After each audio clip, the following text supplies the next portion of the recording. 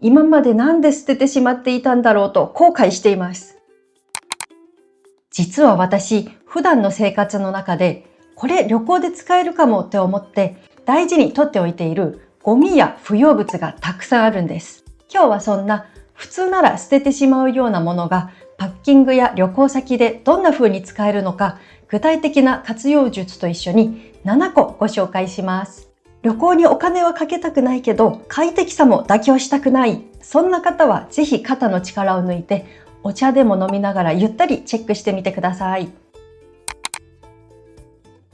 一つ目が食べ物の空箱です。立派な贈答用のお菓子の箱ではなくって、薄手の空箱をいつも少し取っておいています。何に使うかというと、移動中に子供が食べるスナック菓子のケースにしています。スナック菓子は袋に入れてバッグに詰めるとすぐボロボロになってしまうので、箱に入れて保護しています。私は以前ネットでこの解決策を探したことがあって、人気だったのがサンドイッチ用のお弁当箱が折りたためるし頑丈で使えるって書いてあったんですが、でもうちにはサンドイッチ用のお弁当箱がなくて、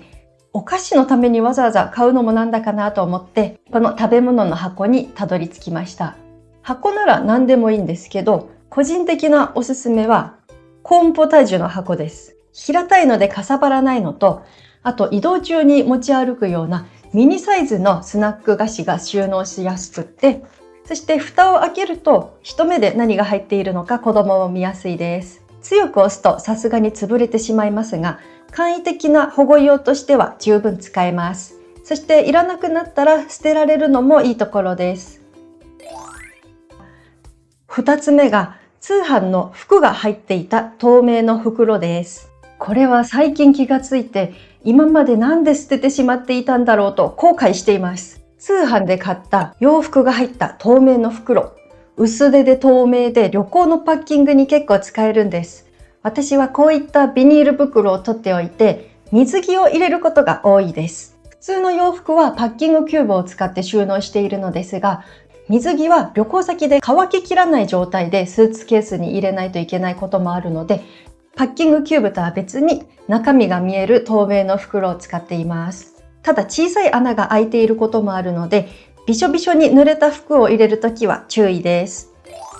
3つ目がサプリメントや保湿クリームの空容器です。こういった蓋と本体が別々になっているタイプの空容器が使えます。昔はゴミ箱に入れるたびになんかもったいないなと思っていて、そこで思いついた使い道が、1つ目が粉状のプロテインとか洗濯洗剤を入れる。そして2つ目が密閉できるものだったらヘアトリートメントを入れるです。トリートメントは固めのテクスチャが多いので、チューブタイプよりも手でガシッと中身をほじくれるような容器が使いやすいです。そして開き口が広いので、帰ってきてから洗うのも楽で繰り返し使えます。中身が漏れるのが心配な時は上からラップで包んだり、チャック付きの袋を使って移動中は保護するようにしています。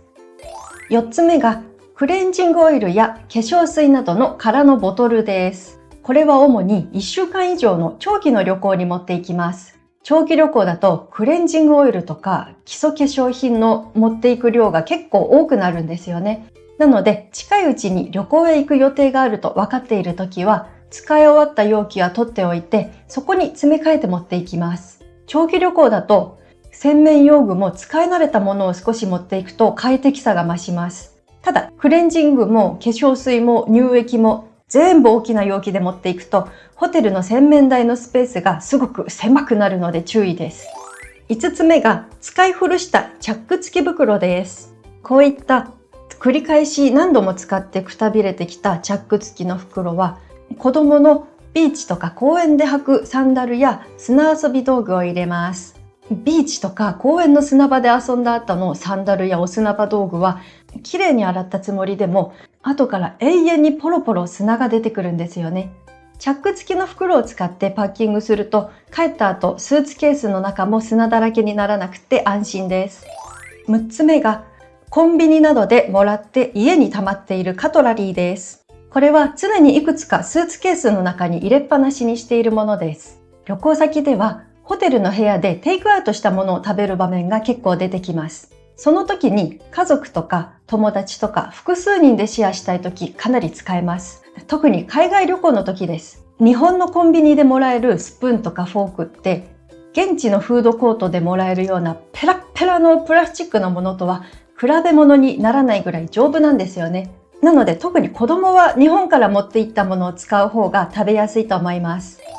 そして7個目が家に溜まっている紙袋です。我が家は紙袋を大事に棚の中に保管していて、結果ゴミためのようになっているのですが、その中から薄手で綺麗なものを数枚スーツケースに入れっぱなしにしています。これがあると助かる場面が、急に旅先で会うことになった知人や現地で知り合った人へお土産とか何か渡したい時です。これまで実際にあったのが、知り合いと会う約束をしていて、お土産はスーツケースに入れたのに、渡すための袋を忘れたとか、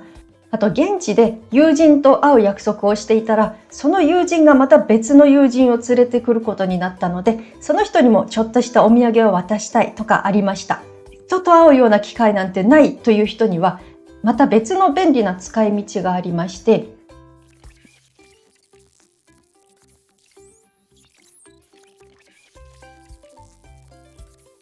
袋を内側に折ると簡単な箱になるので、ホテルのデスクとかベッドサイドとかの簡易的な小物入れとして使うと部屋の中が一気に整理されます。